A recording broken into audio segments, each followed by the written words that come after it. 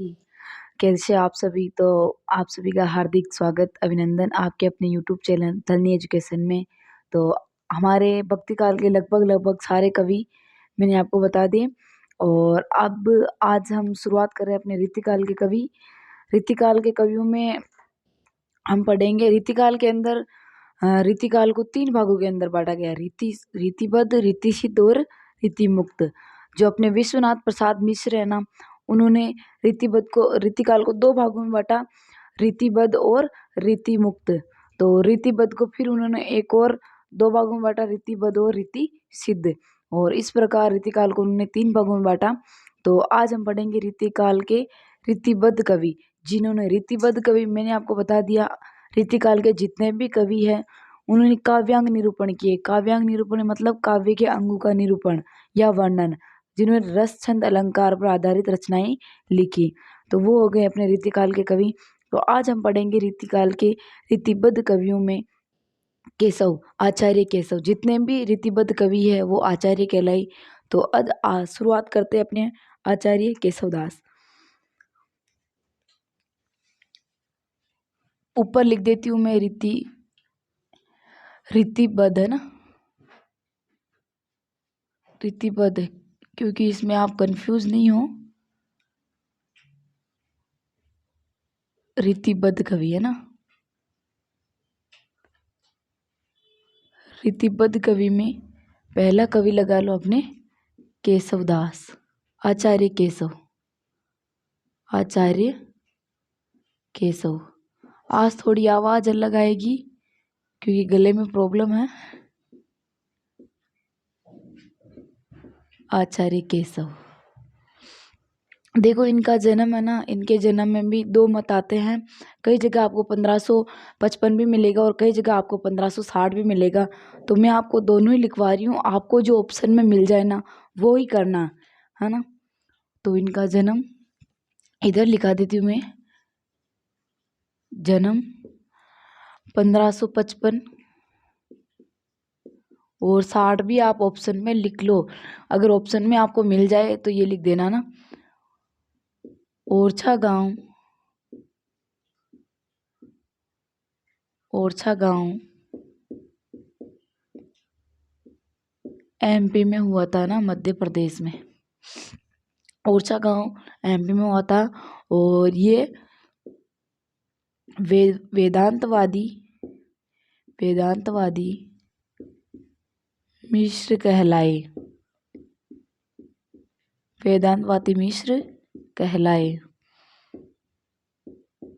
वेदांतवादी मिश्र क्योंकि ये ब्राह्मण परिवार से बिलोंग करते हैं ना, तो जाति से या ऐसे लिख लो आप, ब्राह्मण लिख लो शायद ओनली है ना। तो ये जाति से ब्राह्मण इधर ही लिखा देती हूँ मैं आपको, ब्राह्मण थे ना, ब्राह्मण थे। आगे देखते हैं अपन इनके बारे में। इनसे ना हर बार एग्जाम में एक क्वेश्चन तो डेफिनेट मिलता ही मिलता है। मेन इनकी रचनाओं में से क्वेश्चन मिलता है और इनकी 4 5 7 8 रचना है, जिनमें से एक इनकी छंदमाला अप्रमाणिक रचना है। उसको भी पूछ लिया क्योंकि उसके अंदर ना छंदों के प्रकार लिखे हैं, 77 प्रकार के छंद इन्होंने बताए हैं। तो इनकी जो रचना है आठवीं रचना को अभी तक पता नहीं एग्जाम में कितनी बार पूछ लिया गया है। और जितने भी रीतिकाल के कवि हुए हैं ना, उनमें से हर एक में से, जैसे भूषण, मतीराम, केशव, इनमें से हर बार एक न एक क्वेश्चन डेफिनेट मिलता ही। अपने बिहारी तो हर बार 2 क्वेश्चन लेके निकलते हैं। मैंने आपको बिहारी पढ़ा दिए, लेकिन यहाँ पे अपन रीतिबद्ध कवि की बात करते हैं। बिहारी तो मैंने आपको पहले पढ़ा दिए। तो आगे देखते हैं अपन इनके बारे में। ये अलंकार, शुक्ल ने इनको अलंकारवादी कवि भी कहा ना, क्योंकि इन्होंने अलंकार पर भी रचनाएं लिखी है ना, अलंकार की रचनाएं। तो शुक्ल ने इनको अलंकारवादी कवि कहा ना, अलंकारवादी कवि कहा। और इनकी भाषा है ना, इधर लिखा देती हूँ मैं आपको इनकी भाषा। रीतिकाल में तो लगभग सभी कवियों ने श्रृंगार रस का भी उपयोग, क्योंकि काव्य का अंगों का निरूपण किया तो रस छंद अलंकार का ही प्रयोग किया। तो श्रृंगार के ऊपर भी लिखा है उन्होंने। तो जिन इनकी भाषा लगभग सभी की ब्रज भाषा है ना, इनकी भाषा है ब्रज। और आगे देखते हैं अपन इनके बारे में। ये है ना, रस में रस, अगर रस आपने पढ़ा होगा तो रस के अंदर भामह, उद्भट और वो दंडी जो थे रस के, तो ये उनसे प्रभावित थे। भामह,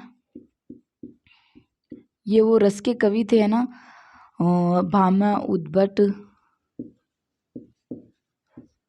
दंडी, ये उनसे प्रभावित थे है ना, क्योंकि ये खुद भी एक अलंकारवादी रसवादी कवि थे है ना, ये इनसे प्रभावित थे। और ये हो गई इनके बारे में महत्वपूर्ण इनके जन्म के बारे में। तो अब अपन इनकी रचनाओं के बारे में बात करते हैं। सबसे पहले इनकी रचना आती है, मैं इधर लिख देती हूँ ताकि आपको बाद में देखे तो कंफ्यूज ना हो ना। सबसे पहले इनकी रचना आती है कवि प्रिया।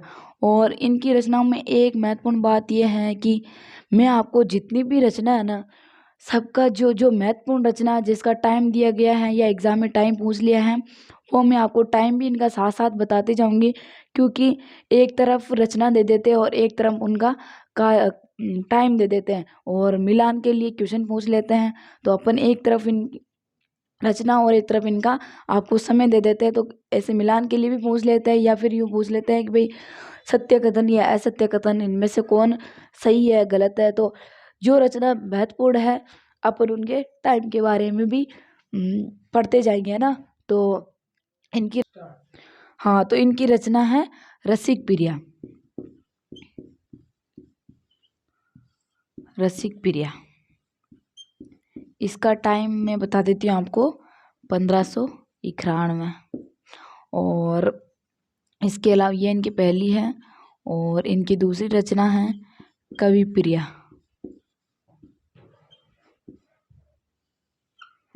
कवि प्रिया, इसका टाइम है 1601 ईस्वी है ना।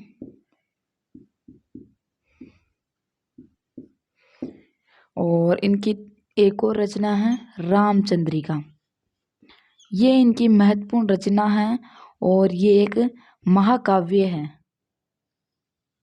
रामचंद्रिका ये एक महाकाव्य है और इसका टाइम भी 1601 ईस्वी है ना, 1601 ईस्वी। और इसका जो आधार है ना, इसका आधार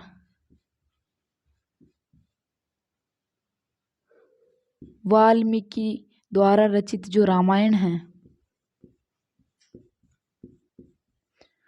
वाल्मीकि रामायण, इसका आधार वाल्मीकि रामायण।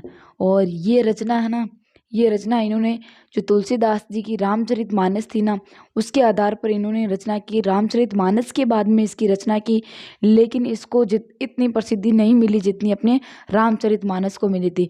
क्योंकि इस रचना के अंदर है ना, लोक कल्याण की और लोक मंगल की भावनाओं का अभाव था। तो इस लिख देती हूँ मैं, ये रामचरितमानस की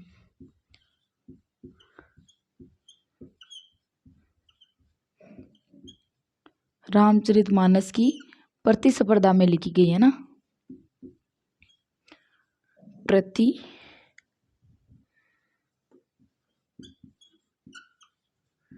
रामचरितमानस की प्रतिस्पर्धा में लिखी। और इसके अंदर है ना, इन्होंने कठिन भाषा का प्रयोग किया था, इसीलिए इसको कठिन काव्य का प्रेत कहा था। क्लिष्ट भाषा का प्रयोग किया, इसीलिए शुक्ल ने इस रचना को कठिन काव्य का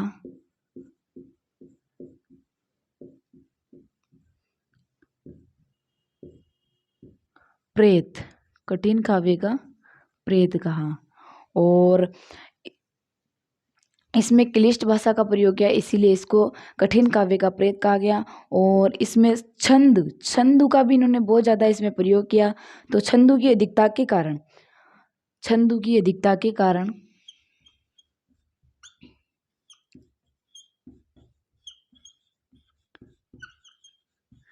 छंदु की अधिकता के कारण अब मैं शॉर्ट लिख रही हूँ, आप मैं बोल रही हूँ वैसे भी पूरा लिखने से तो क्या फ़ायदा, तो आपका भी टाइम वेस्ट होगा। तो छंदू की अधिकता के कारण इसको छंदू का अजायब घर कहा।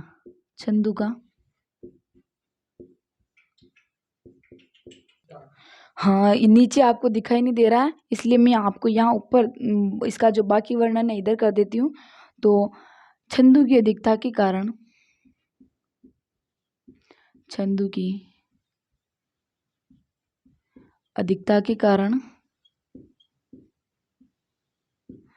अधिकता के कारण पूरा नहीं लिखा रही, शॉर्ट लिखा देती हूँ जिससे आपका भी टाइम बचेगा। अधिकता के कारण इसे छंदू का अजायब घर कहा। जैसे अपने राजस्थान के अंदर खनिज की अधिकता के कारण राजस्थान को खनिज का अजायब घर कहा जाता है, वैसे ही इसके अंदर छंदू की अधिकता के कारण इसको छंदू का अजायब घर कहा गया ना। और किसने कहा ये पूछ लेते हैं बार बार, अजायब घर, अजायब घर कहा गया। राम स्वरूप चतुर्वेदी ने इनको छंदू का अजायब घर कहा। राम स्वरूप चतुर्वेदी। और तो ये, और इसके अंदर एक और चीज है इसके अंदर कि भाई इसके अंदर लोक कल्याण, इसकी प्रसिद्धि ये नहीं हुई जिसका कारण है लोक कल्याण की, लोक कल्याण और लोक मंगल की भावना का इसमें अभाव था।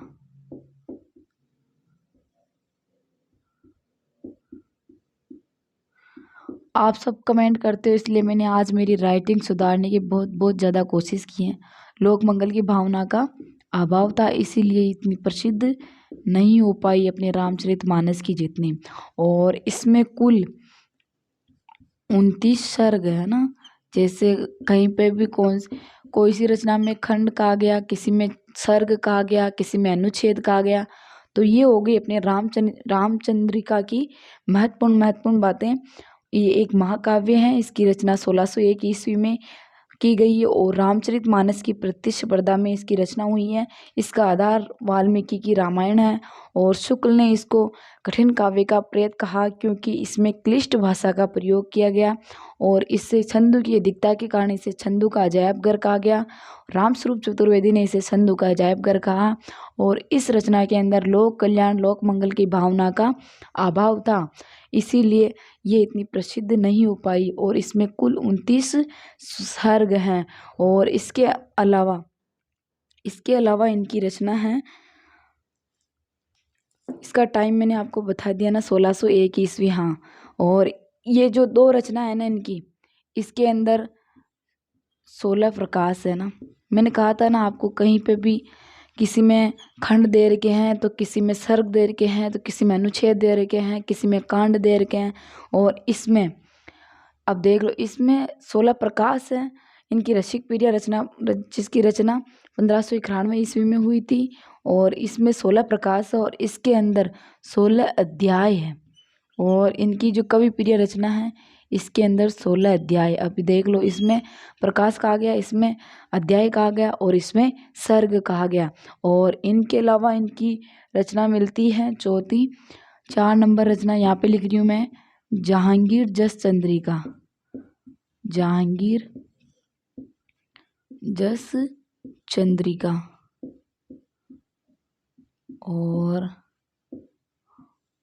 और इनके अलावा इनकी रचना मिलती है एक 5वीं छंदमाला। छंदमाला, और इस छंदमाला के अंदर इन्होंने 77 प्रकार के छंदों का वर्णन किया।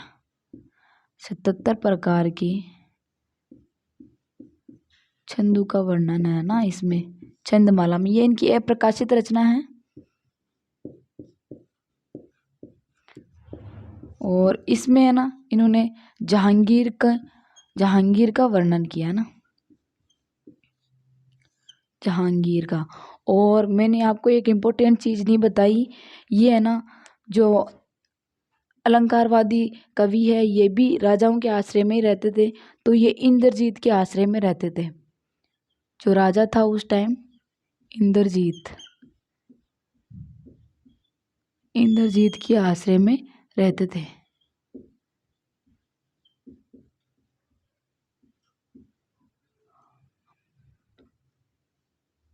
इंद्रजीत के आश्रय में रहते थे। और कहते हैं कि इनकी जो ये रचना है ना, ये कवि प्रिया, ये इनकी रानी थी। इनकी रानी को ना वो संगीत की शिक्षा देने के लिए इन्होंने इस कवि प्रिया की रचना की। और रामचंद्र का रचना है, कहते हैं कि इसकी रचना इन्होंने एक एक रात के अंदर की थी। एक रात में पूरी रामचंद्रिका लिखी थी। इसकी रचना इन्होंने एक रात में ही की थी। और इसके अलावा इनकी एक और रचना आती है, 6 नंबर लिख देती हूँ, विज्ञान गीता।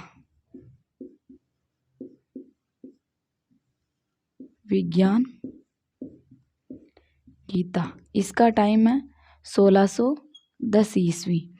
तो ये हो गई अपने केशव, आचार्य केशव के बारे में जो महत्वपूर्ण चीज़ें जो एग्जाम में अभी तक पता नहीं कितनी बार पूछ ली गई है। मेन इनकी जो ये रचनाएं हैं, रचनाओं में से डेफिनेट एक क्वेश्चन आता ही आता है हर बार। तो एक बार रिपीट करवा देती हूँ मैं आपको। तो ये अपने रीतिबद्ध कवि में अपने पहले कवि हैं आज आचार्य केशव। इनका जन्म 1555 और कई जगह 1560 भी मिलता है। ओरछा गांव एमपी के अंदर इनका जन्म हुआ था। ये एक वेदांतवादी मिश्र कवि भी कहलाए। और इनको शुक्ल ने अलंकारवादी कवि भी कहा। और ये भामह उद्भट दंडी से प्रभावित थे। जो इन्होंने रसों की रचना की थी ना, भामह उद्भट, आपने अगर रस पढ़े होंगे तो वो थे, इनसे प्रभावित थे, क्योंकि ये खुद भी रसवादी कवि थे। और इनकी रचना है पहली रसिक प्रिया, जिसकी रचना 1591 ईस्वी में हुई थी। इसके अंदर 16 प्रकाश हैं। और इनकी दूसरी रचना है कवि प्रिया, जो कि इसका भी टाइम है 1601 ईस्वी। इसमें 16 अध्याय है। और इनकी तीसरी रचना है रामचंद्रिका, जो कि एक महाकाव्य है। इसकी रचना भी इन्होंने 1601 ईस्वी में की। और इसका आधार है वाल्मीकि रामायण। और ये रामचरितमानस की प्रतिस्पर्धा में लिखी गई है। और कहते हैं कि इसकी रचना इन्होंने एक रात के अंदर अंदर ही की थी। और ये जाति से ब्राह्मणों से बिलोंग करते हैं। और इनकी भाषा ब्रज भाषा है। और छंदों की अधिकता के कारण इसको छंदों का अजायब घर कहा गया। रामस्वरूप चतुर्वेदी ने इनको छंदों की चतुर्वेदी ने इसको छंदों की अजायब घर कहा। और इसके अंदर लोक कल्याण की और लोक मंगल की भावना का अभाव था, इसीलिए इतनी प्रसिद्ध नहीं हो पाई। और इसमें कुल 29 सर्ग थे। इसके अलावा इनकी रचना है जहांगीर जस चंद्रिका, जिसके अंदर इन्होंने जहांगीर का वर्णन किया। 16 से 12 इसका टाइमिंग है। और इसके अलावा इनकी रचना है छंदमाला, जिसमें 77 प्रकार के इन्होंने छंदों का वर्णन किया। और इसके अलावा इनकी रचना है विज्ञान गीता। कहते हैं कि यह आध्यात्म पर लिखी गई है, आध्यात्म पर, है ना। और इसका टाइमिंग है 1610 ईस्वी। इसके अलावा इनकी रचना है रतन बावनी, 1607 ईस्वी। और ये हो गई अपने आचार्य केशव के बारे में महत्वपूर्ण बातें। तो आपको अगर क्लास अच्छी लगे तो लाइक करना, शेयर करना, सब्सक्राइब करना। धन्यवाद।